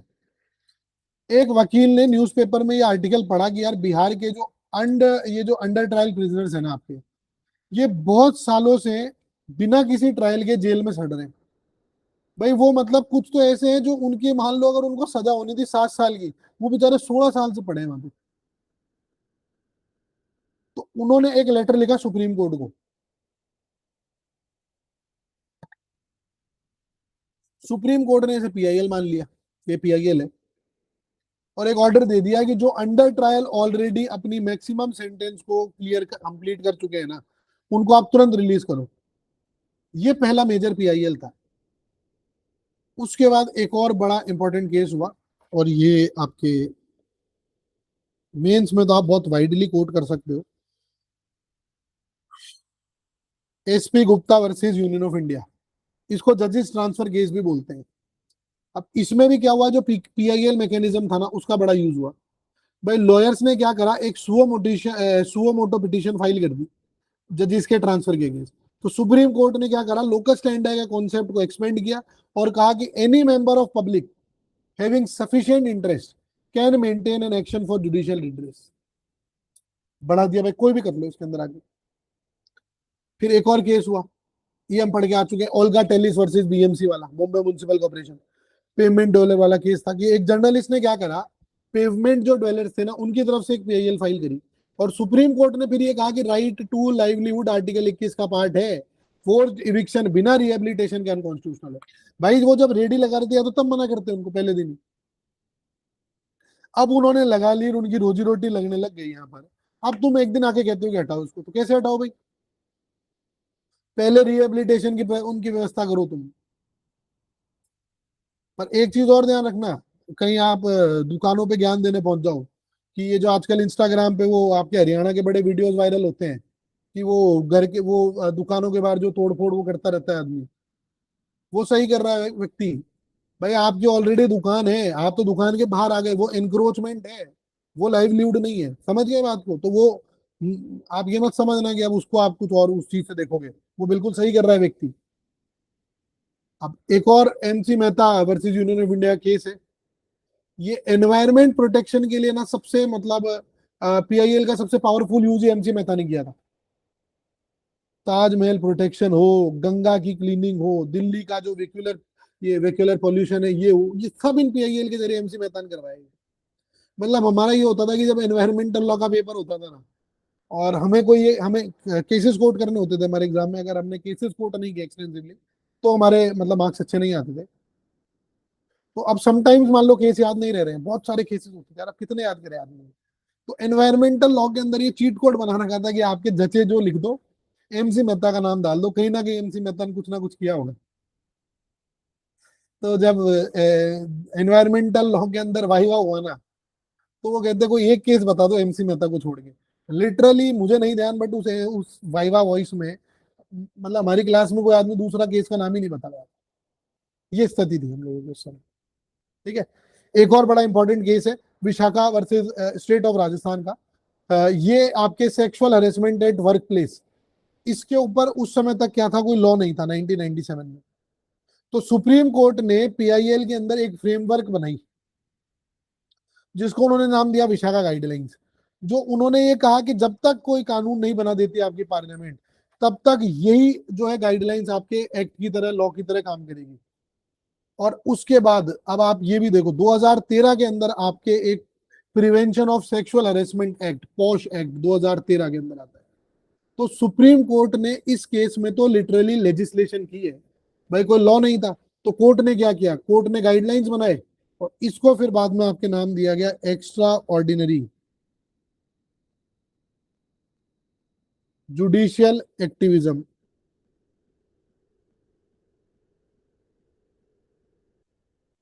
और ये पीआईएल की एक्टिविज्म भी है। भाई ये क्या है, जुडिशियल ओवररीच भी है। भाई आज आपकी जो पीआईएल्स होती है ना, ये बड़ी ही ट्रिवियल मैटर्स पे फाइल होती है। भाई कभी सेलिब्रिटीज के बारे में, कभी क्रिकेट टीम्स के बारे में। अब ये क्या है, ये आपके पीआईएल जो है ना, ये ओरिजिनल स्पिरिट के अगेंस्ट है। भाई सुप्रीम कोर्ट ने खुद कई बार ये कह दिया कि भाई पीआईएल का मिसयूज हो रहा है, तो स्ट्रिक्ट जो फिल्टरिंग है ना इसकी वो बड़ी जरूरी है। तो अब क्या हुआ है कि आपके सुप्रीम कोर्ट ने रिसेंटली पीआईएल गाइडलाइंस को रिवाइज किया है, और उन्होंने ये कहा है कि जो फ्रिवलेस पीआईएल्स आएंगी उन पर हम हेवी कोस्ट इम्पोज करेंगे,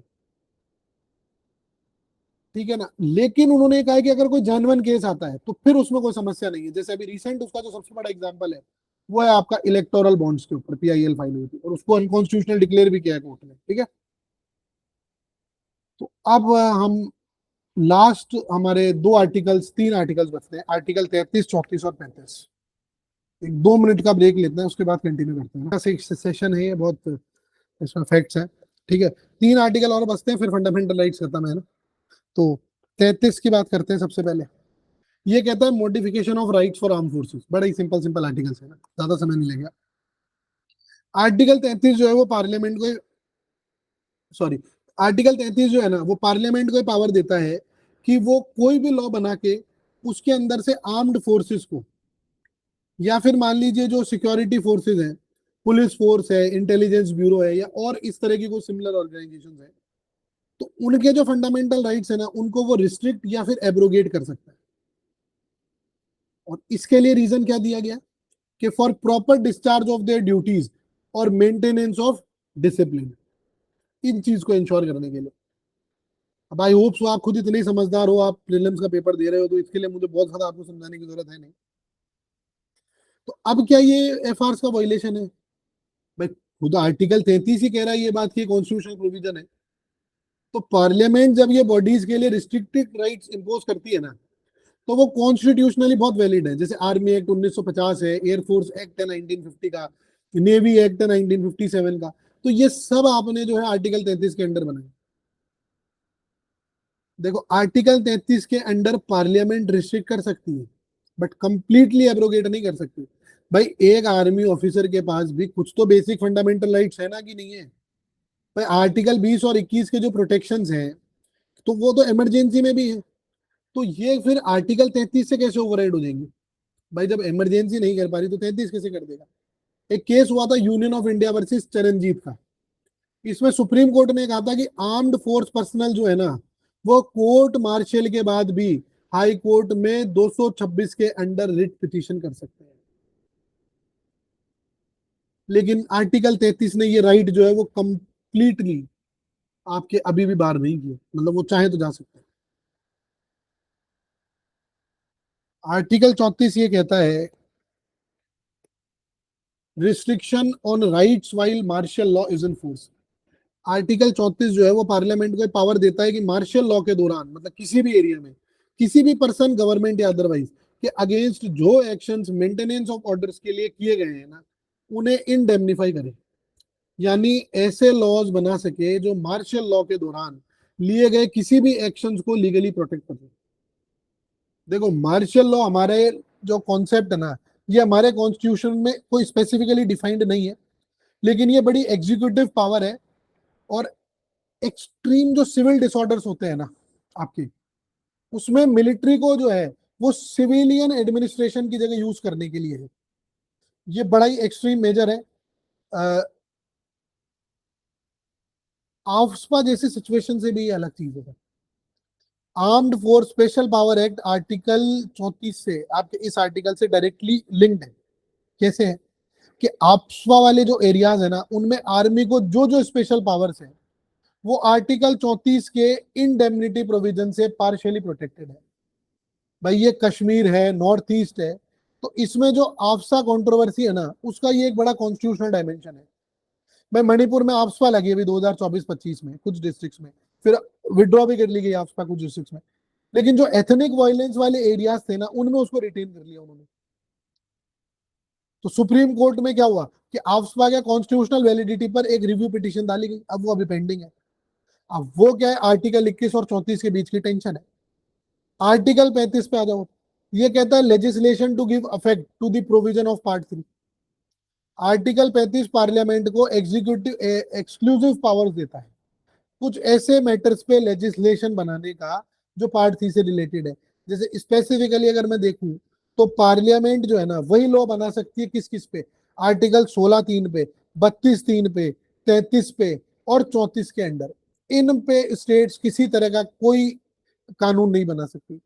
और कुछ मैटर्स के लिए जो पहले से ही लॉस थे, उनको अगर पार्लियामेंट चाहे तो मॉडिफाई कर सकती है। मतलब जो 14, 19, 21 है ना, इन पे लॉ बनाने की कंकरेंट पावर है आपके स्टेट और पार्लियामेंट दोनों को।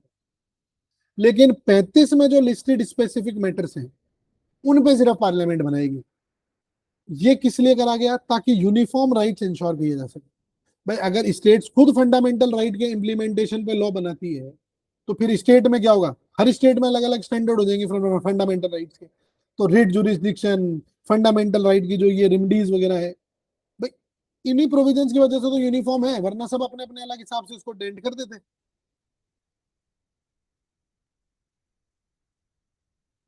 अब एक और टेंशन है जिसको हम सेशन 8 में बड़ा डिटेल में देखेंगे, that is FR versus DPSP का कॉन्फ्लिक्ट। तो इस वाले में तो हम उसको बहुत ज्यादा डिटेल में कवर नहीं करेंगे, पर ये एक बेसिक आपकी जो है टेंशन है, जिसमें ये कहा जाता ये है कि भाई फंडामेंटल राइट जो आपके हैं ना, वो तो इंडिविजुअल राइट्स हैं, जस्टिसिएबल है, एनफोर्सिएबल है। लेकिन डीपीएसपी क्या है? ये स्टेट पॉलिसीज के लिए गाइडलाइंस है, तो ये नॉन जस्टिसिएबल है। अब मान लो एक डीपीएसपी इंप्लीमेंट करनी है और उसके लिए कोई स्टेट कानून बनाए, अब मान लो किसी फंडामेंटल राइट को वायलेट कर दे, तो फिर इसमें कौन ऊपर जाएगा? ये क्वेश्चन पहली बार आता है आपके चंपका दुराई राजन वर्सेस स्टेट ऑफ मद्रास में।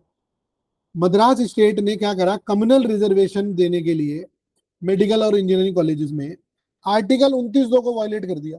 तो स्टेट ने ये आर्ग्यू किया कि यार ये डीपीएसपी जो आर्टिकल 46 है ना हमारा वीकर सेक्शन का प्रमोशन, उसको इंप्लीमेंट करने के लिए था। तो सुप्रीम कोर्ट ने कहा नहीं, ये फंडामेंटल राइट ओवरराइड कर रहा है डीपीएसपी, फंडामेंटल राइट सुप्रीम है।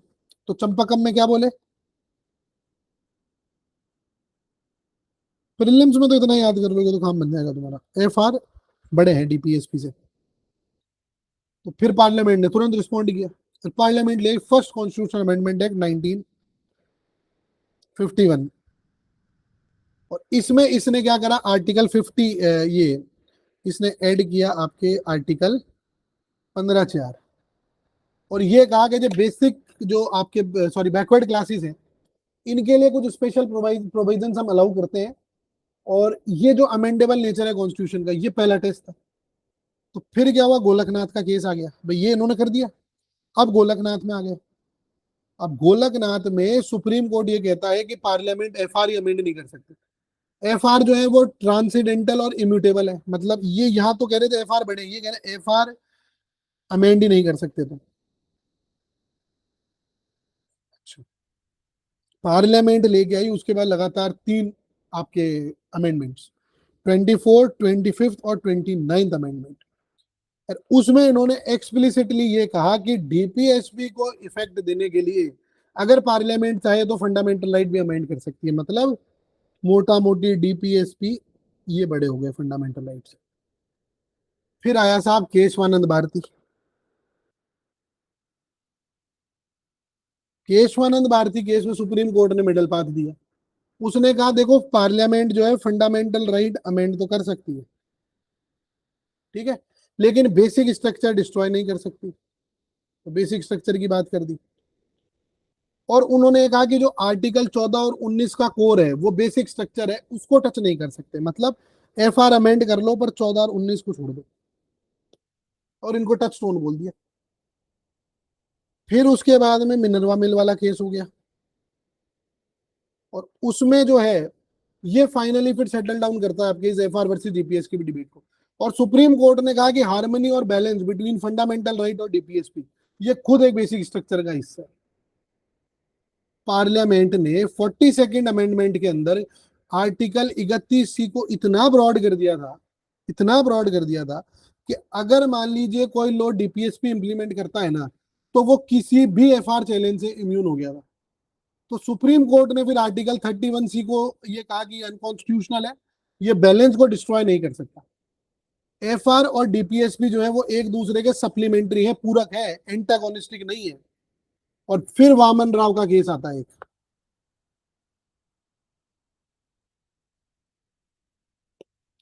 Vaman Rao versus Union of India.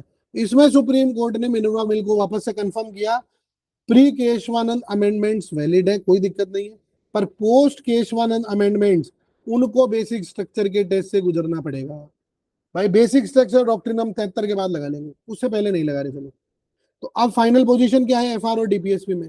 तो कोई एक से एक कोई मतलब इसमें कोई एब्सोल्यूट तो है नहीं, हार्मनी जरूरी है। उन्होंने ये कहा है कि अगर डायरेक्ट कॉन्फ्लिक्ट हो जाए दोनों के बीच में, तो फिर कोर्ट ये देखेगी कि भाई एफआर का कोड डिस्ट्रॉय हो रहा है कि नहीं हो रहा। अगर हो रहा है तो फिर एफआर को आप ऊपर रखोगे, और अगर आपको लगता है कि स्टेट एक रीजनेबल बैलेंस बना रही है तो फिर उसको वो कॉन्स्टिट्यूशनल बना देगी। ठीक है।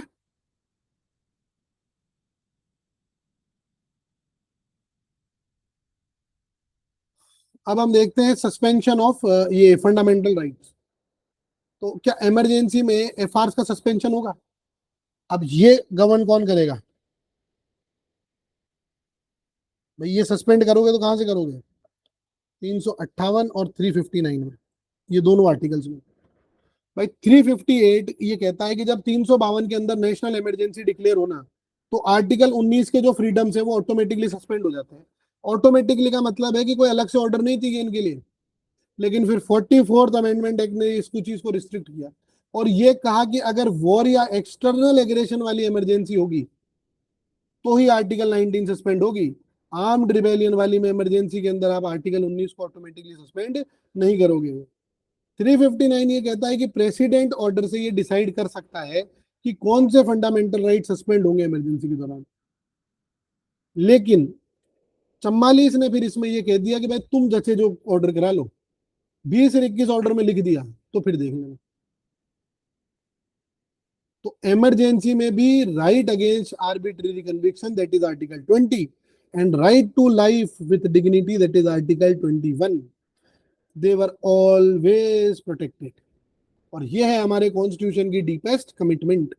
किस चीज के लिए? एक सिविलाइज्ड गवर्नेंस के लिए, कि चाहे कुछ भी हो जाए, स्टेट एक पर्सन की लाइफ और लिबर्टी से आर्बिटरी रूप में नहीं खेल सकती। ठीक है। तो आज के केस इस सेशन में भी हमने बहुत कुछ कवर किया है। 12 से लेकर 35 हमने 2 सेशंस में कवर कर लिया है। तो आप ये फील करो कि यार हमारे कॉन्स्टिट्यूशन ने एक इंडिविजुअल को कितने पावरफुल टूल्स दिए हैं रिट्स दे दी, पीआईएल दे दी, आर्टिकल 32 दे दिया, कि वो अकेला भी चाहे तो एक स्टेट के सामने खड़ा हो जाए। ये हमारी एक्स्ट्रा ऑर्डिनरी अचीवमेंट है। तो अब एक ब्रेक लेते हैं और अगले सेशन में हम फंडामेंटल ड्यूटीज पर बात करेंगे। बहुत छोटा सा सेशन होगा इसकी, लेकिन डेप्थ बड़ी रिच होने वाली है। स्वर्ण सिंह कमेटी, वर्मा कमेटी, और फिर ये सवाल कि भाई ड्यूटीज और राइट्स का जो रिलेशनशिप है वो आखिर है क्या। तो ये सब हम बात करेंगे और उसके अगले सेशन में हम डीपीएसपी को देखेंगे। तो मिलते हैं अगले सेशन में, तब तक के लिए गुड बाय और ब्रेक लो। ठीक है। Okay guys, bye.